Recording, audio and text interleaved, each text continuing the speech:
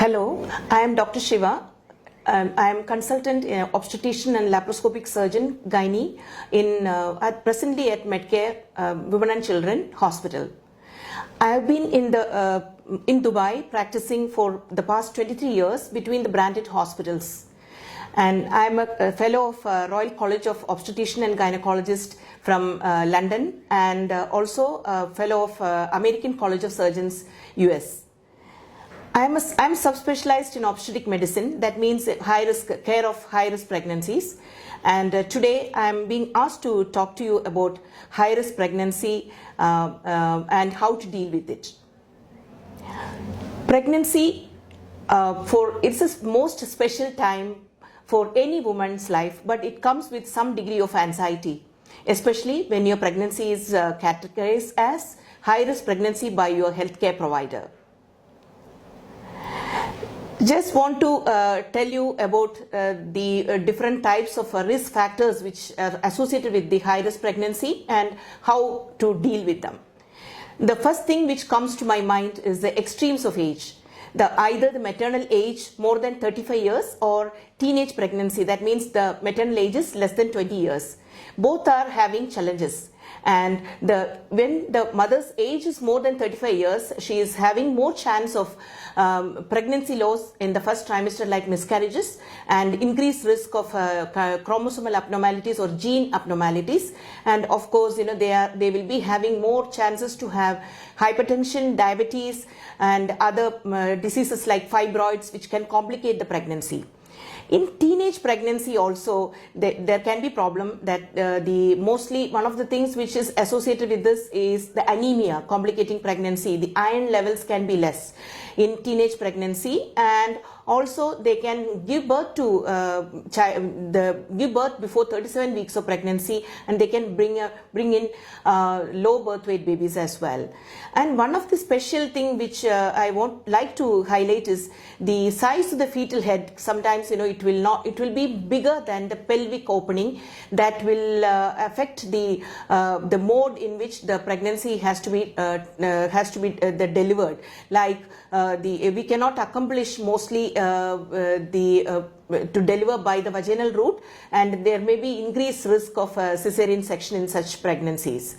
The next one is about the global problem of obesity. The obesity is becoming a global problem all over the world, and the pregnancy in obese lady is also having problems like they are more chance of having hypertension, diabetes, and also the hospital or the facility which has to take care of morbidly obese patients' care.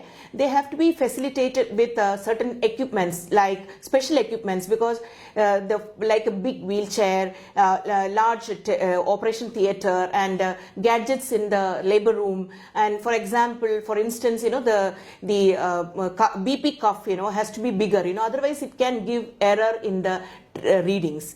So, but according to the Royal College of Obstetrician and Gynaecologist in London, and we have to advise women whose BMI is body mass index is more than 40 to undergo bariatric surgery. Because the pregnancy in a morbidly obese patient will be much complicated when compared to the pregnancy which occurs after bariatric surgery. The woman should be advised to avoid pregnancy for 1 year after bariatric surgery, because this is the time frame when there is maximum weight loss and nutritional deficiencies. So to take care of bariatric surgery is also not without challenges, and definitely they are having more chance of nutritional deficiencies, and they will be having small foredates or intrauterine growth restrictions. The babies can be smaller, though, so they may need more scans to take care of these. And multidisciplinary approach with the involvement of dietitian will be very pivotal in the management of such women. And then comes the medical complications that can come in pregnancies, like diabetes, hypertension, and other pre-existing conditions which will be there or before the pregnancy, like hypertension, diabetes, and thyroid problems, or any problem, any renal or hepatic problem, any liver problem, kidney problem, anything which was there before the pregnancy, that poses a high risk for the mother as well as to her unborn baby or both. So we have to have a multidisciplinary approach in this also. And the next thing is the previous history or the family history is also equally important. Family history of any genetic disorders or previous history of any disorders like, which has come in pregnancies like preeclampsia, gestational diabetes, or like placenta previa, or the afterbirth is in the lower segment which causes bleeding during pregnancy, or premature separation of placenta. All these things are very important when you take history, because these can increase the risk in the future, the current pregnancy as well. Then comes the most important two things I would like to tell you about the pregnancy related problems like gestational diabetes and preeclampsia. These are also very important, but with the help of a healthcare provider with multidisciplinary approach, we will be able to give a very good outcome to such pregnancies. And then comes the pregnancy related problems like multiple pregnancy, placenta previa, and the fetal problems. All these things are also having high risk, which will necessitate the need for the need for a proper care and more specialized medical care in such cases. So it is highly recommended that women with or without problem have to schedule a preconceptional counseling and consultation with your healthcare provider. That will give an opportunity for the healthcare provider to provide you with the necessary steps which will help you to take care of your high risk pregnancy. For example, in such consultation, your obstetrician can advise you to take folic acid, which has to be commenced from 3 months before the pregnancy, and it should be continued at least 3 months after the 3 months of the pregnancy. So it will reduce the neural tube problems or brain disorders in the baby, and also it will improve the outcome of the pregnancy. Then comes the medical complications, which were already patients with medical problems. As I told you, we have to optimize their medical condition and adjust the dosage or change the medications if needed, and this can also be done in this consultation. And then about the nutritional advice and exercise advice, and also the stress, how to manage the stress during pregnancy, especially in high risk pregnancy. The woman will be very worried, and we have to help them, to advise them to go for meditation, to use prenatal yoga, and also in case if they need, we can give psychological counseling with the clinical psychologist. All these things are possible, and we can involve and we can discuss with this with the woman, so that we can take proper steps. And also we have to tell them about the vaccinations which has to be given in pregnancy, like for example the influenza vaccine and tetanus toxoid and other vaccines. Some of the vaccines can be given safely, whereas some vaccines are not given, like measles vaccine for instance cannot be given in pregnancy. So we can advise all these things in such condition and in the preconceptional consultation time. So by this we can guide the woman, those who are having high risk, to tell them that they may need more number of visits, more number of tests to tackle this high risk pregnancy and to get a very good outcome in their high risk pregnancy.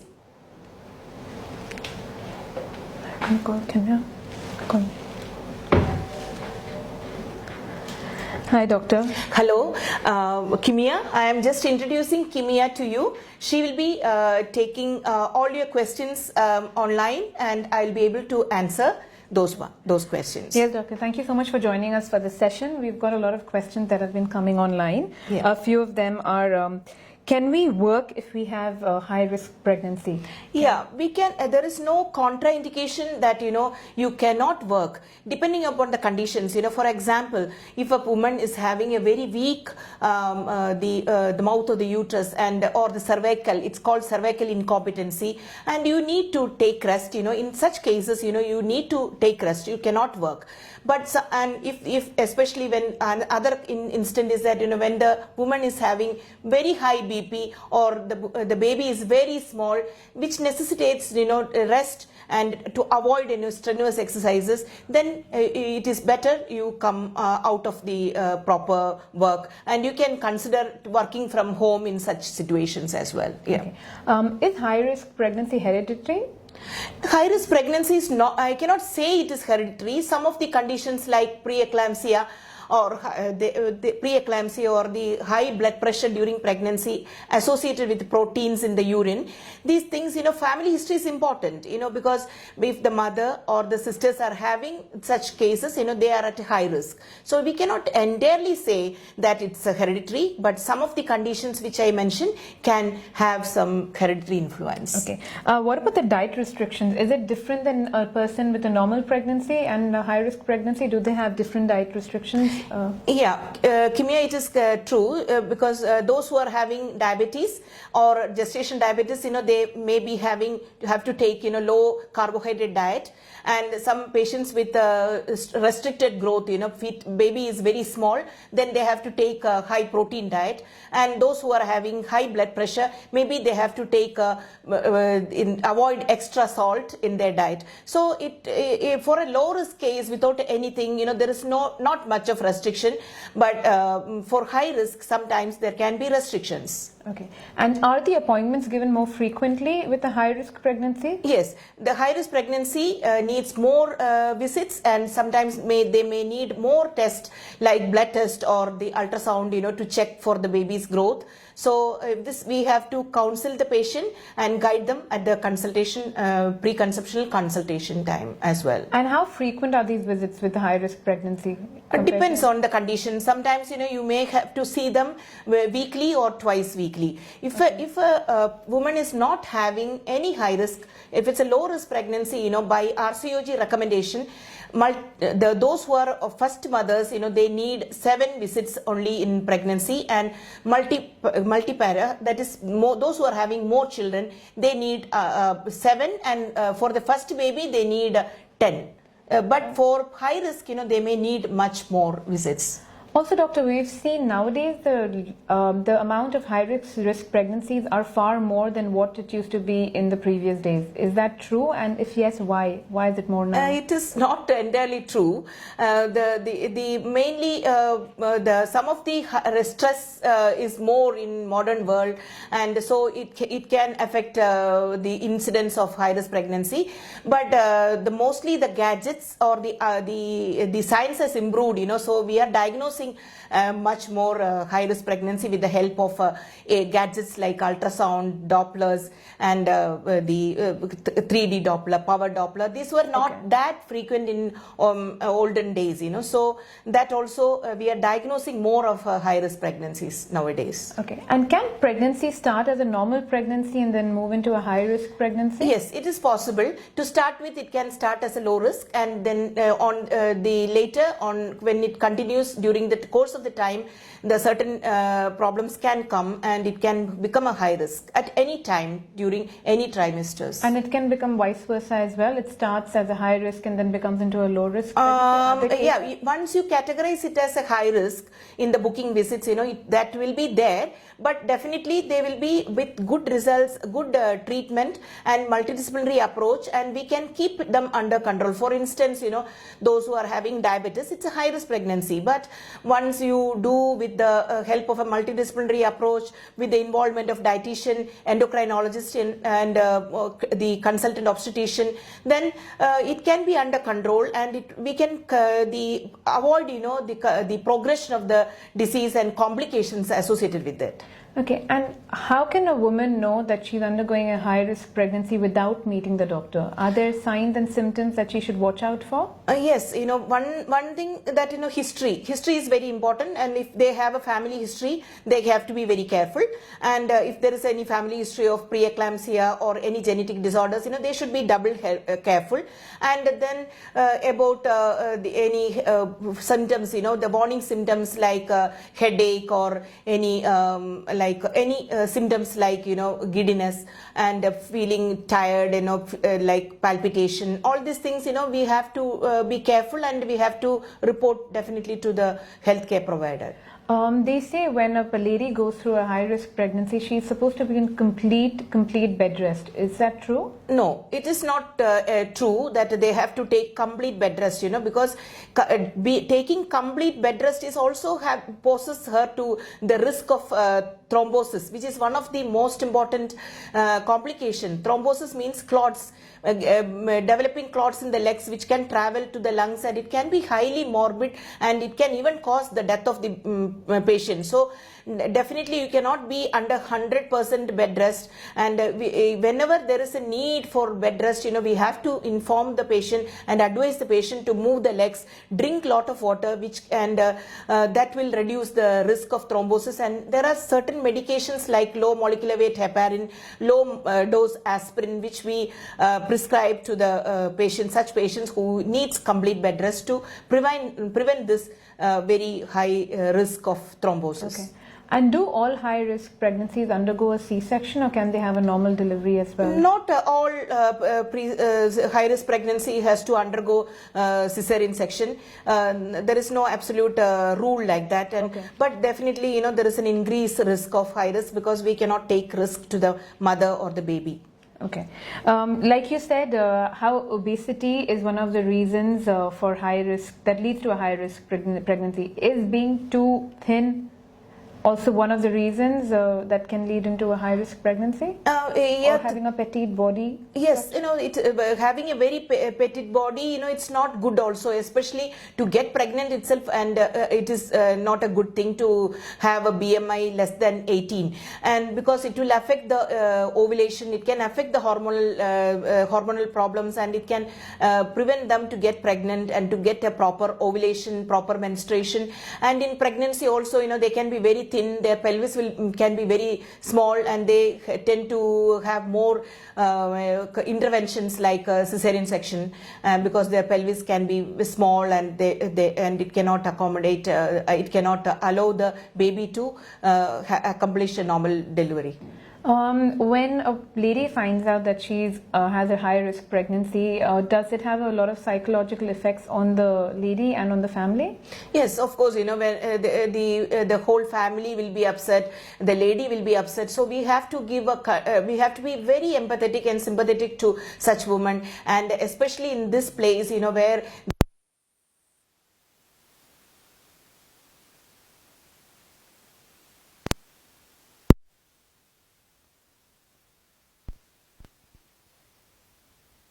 and also offer them, if they need any psychological counseling with the help of a clinical psychologist. We should be open to all these in such women. Do you have any suggestions for the relatives who are to give them to support these women? Yes, usually we have to support the woman, because woman definitely she will be very worried, and then the relatives also, if they get worried and make the woman more worried, then it will be a vicious cycle. So I always advise the relatives to be little more calmer and more at peace, and try to understand and situations, and try to support the woman, not to make her more panic. Okay. And are the babies who are born with high-risk pregnancy tend to be premature, or can they have a full-term delivery? They can. Some of the cases where there is a full control of the diabetes or hypertension, no need to deliver them preterm. As much as possible, up to 39 weeks of gestation, we need to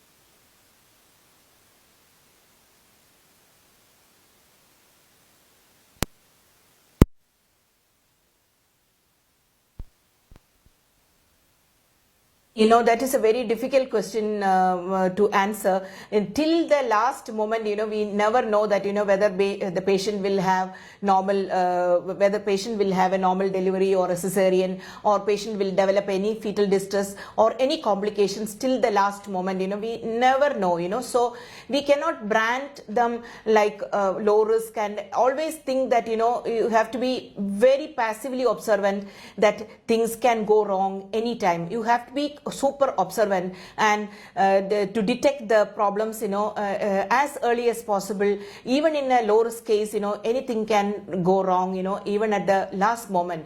Like for instance, like amniotic fluid embolism, this can occur anytime. It's a nightmare for any obstetrician, and it can endanger the patient's life. So we have to be very careful and very the one-to-one care, and in the labor room, and we have to educate our nurses and the midwives in the labor room and the doctors by regular fire drills, so that they recognize even the slightest complications. They have to recognize, and early intervention and adequate the treatment can prevent such things. Okay, so we've heard about how high-risk pregnancy has some kind of an effect on the mother. What about the child? Does a high-risk pregnancy have anything that can possibly go wrong, with the baby inside? Can it affect the baby? Yeah, high-risk pregnancy is one actually which poses a risk to the mother and her unborn the baby, or both. So it can affect the mother or the baby or both, because these conditions, which causes, like for example, hypertension or diabetes, it can affect the baby also. For example, in diabetes, the baby can be bigger, and baby can have macrosomia or big baby more than 4 kilo or 4.5 kilo. Then they can have difficulty in delivering. While delivering, they can get stuck by the shoulders, and when the shoulder is stuck, it can affect the nerves of the baby, and it can cause the palsies or of the hand which will need further treatment for the baby. So these things, we cannot. Mother and baby is one unit. Whenever anything happens to the mother, it will affect the baby, and vice versa. So this is like unless the mother is separated from the baby at birth by the umbilical cord, that connection is there. Always, yes. The mother and the baby. And whenever anything happens to the mother, it will reflect on the baby also, because the placenta or the afterbirth, is connecting the mother with the baby, and the baby is receiving the blood supply and oxygen and all the nutrients from the mother, as well as any teratogens or anything which will affect, like viral infections, or any abnormal drugs which can cause the birth defects. It will affect the baby. So this is a unit. Okay. Mother and the baby is a unit. So we cannot separate them and say that this will not affect the baby. Okay. It can affect the baby. Okay. And the ladies who undergo a high risk pregnancy, when they get a flu or some kind of sickness, are they treated differently than a person who has a low risk pregnancy in terms of the medication given to them? Yeah, flu is very, very common nowadays. Influenza is very common, and especially in winter season. So fortunately, Tamiflu, which is given for the influenza, is safe in pregnancy, and also influenza vaccination during the winter season is also safe in pregnancy. For the high risk and the low risk, both of them? Yeah, both of them. There is there is no such allergic reaction or any anaphylaxis with this drugs. Does it affect the breast milk production, the high risk pregnancy, or does not matter? Because because of the stress and the some of the medications, sometimes the breast milk can be affected, but not to that extent. With the proper counseling of the mother and with the involvement of the lactation consultants, and we can achieve not a very good amount of breastfeeding can be achieved even in high risk pregnancy also. And the last question, do we see a lot of fatalities because of high risk pregnancies? Not too much, but according to the RCOG, the confidential inquiry into the maternal death, it is the current the confidential inquiry has noted that it's around 8 per 100,000. So it's not that common, but definitely a maternal death has to be prevented, because at any cost. So we have to be careful how we can reduce the maternal death, by most of the conditions, like thrombosis, as I told, there are a lot of protocols and guidelines which has been developed by many bodies like RCOG and ACOG. Then we have to follow the treatment according to the protocols and the guidelines. We can definitely we can reduce the maternal mortality. Maternal mortality is something, it's really grave, and it has to be, we have to take steps as healthcare provider to be careful and follow the protocols and guidelines to reduce the maternal mortality. Okay. And right before we go, any tips for ladies who are undergoing this high-risk pregnancy, something that you can share with them? Yeah, as I told you, the tip is that, even if it's you have a high risk or without a high risk, it's better to schedule a preconceptual consultation with the healthcare provider. That really helps to avoid these things. Okay, thank you, Doctor, for joining us today for this such an important topic. I'm sure it's been very valuable for all our listeners today. Thank you so much. Thank you, Kimia. Thank you. Yeah. Thank you.